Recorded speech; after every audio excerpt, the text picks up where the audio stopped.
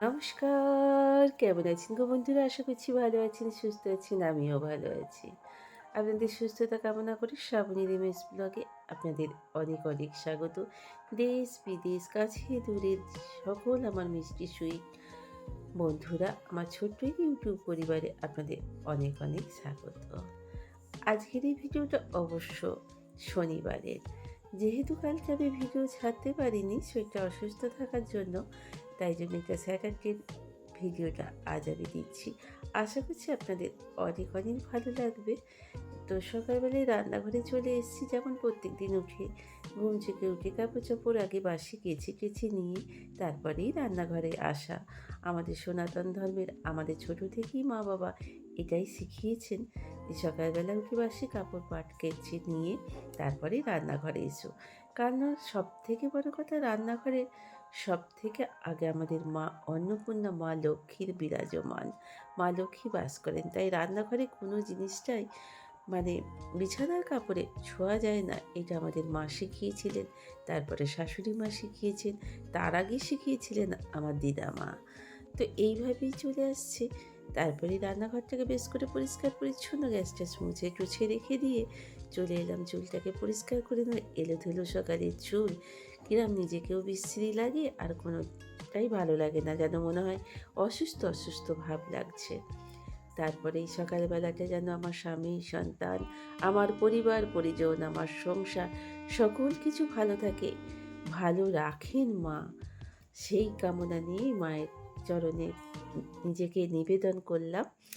ভালো থাকার আর্জি জানিয়ে চলে এলাম। হঠাৎ করেই চোখে পড়লো বাচ্চাবাবু একটা জামা একেবারে গুঁজে রেখে দিয়েছেন।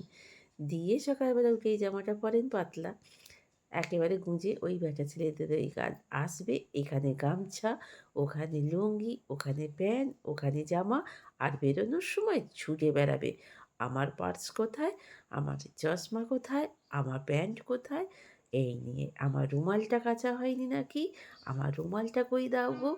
বাপরে বাপ, সত্যি আমাদের মেয়েদের যদি দুটো হাত না থেকে মায়ের মতো 10টা বা দশভুজা হতে পারতাম, তাহলে কিন্তু আমার মনে হয় আমাদের সংসারটা আরও বেশি হাসি খুশি বা উন্নত বা আরও সামলাতে পারতাম আমরা মেয়েরা।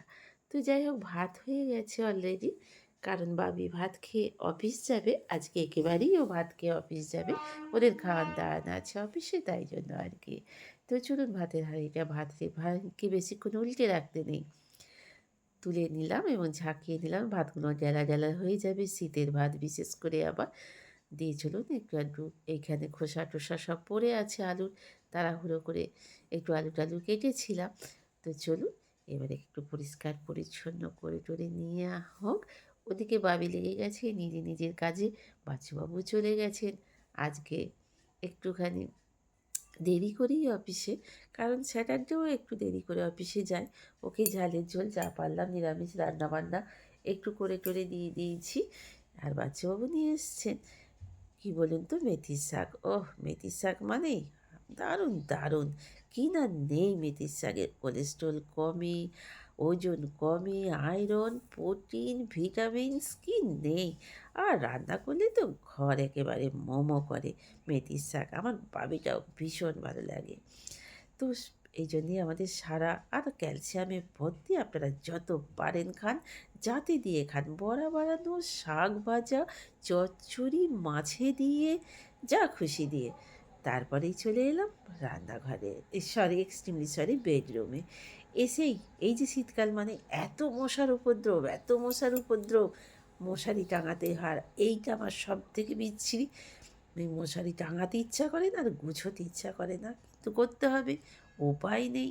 বাচ্চুবাবু অনেকটাই হেল্প করে, আজ অবশ্য করেনি।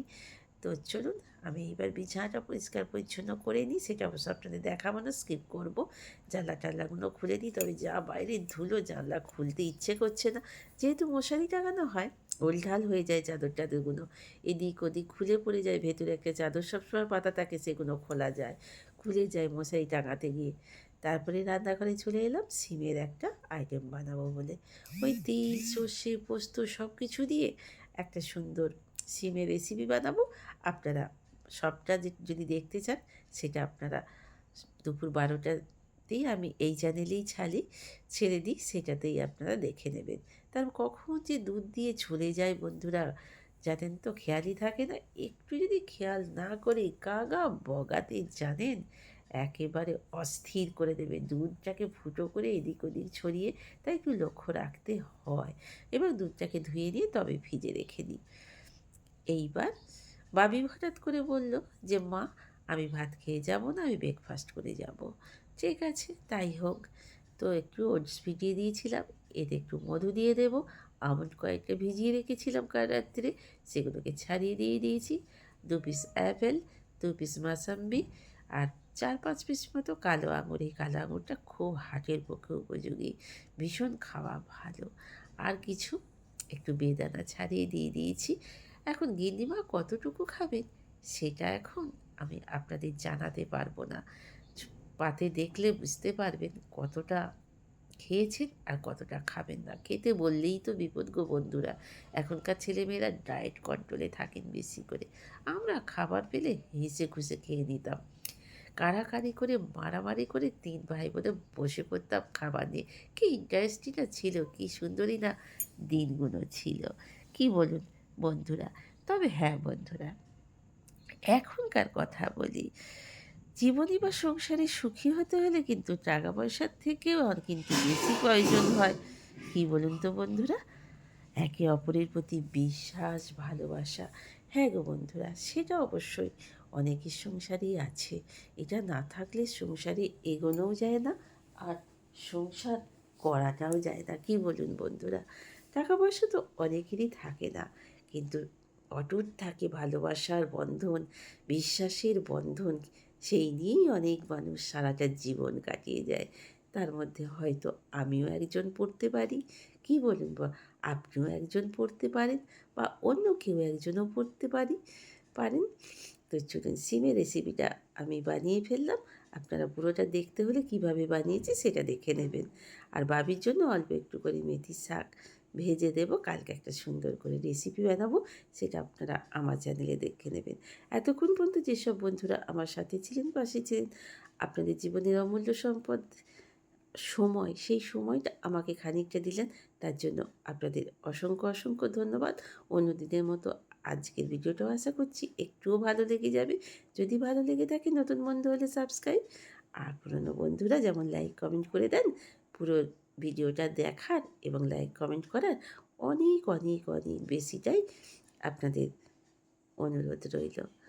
আর একটুখানি ওই যে একে অপরের প্রতি বিশ্বাস, ভালোবাসা, কে কী চায়, কে কীভাবে সংসারে এটা কিন্তু আমরা মেয়েরাই বুঝতে পারি। কাকে কী দিলে সে খেতে চাইবে, কাকে কার সঙ্গে কেমন ব্যবহার করলে সে কেমন ভালো থাকবে, সেটা কিন্তু আমরাই। এইভাবেই একে অপরের প্রতি বিশ্বাস, ভালোবাসা নিয়ে দিনকে দিন কাটে। হ্যাঁ, সংসারে টাকার প্রয়োজন অপরিসীম। যে টাকা না থাকলে কিন্তু জীবনটাই বৃথা, ভীষণ অচল। সেটা আমি দেখেছি লকডাউনে। কী বীভৎস এক একটা দিন, এক একটা রাত, এক একটা ক্ষণ কেটে গেছে। এখন কিন্তু রাত্রি।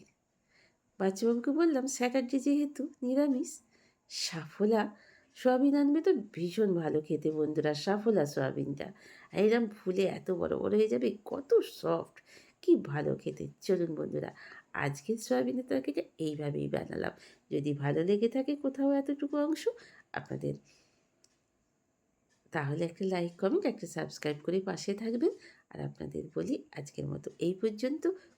খুব ভালো থাকুন, সুস্থ থাকুন, হাসি খুশি থাকুন। Good night.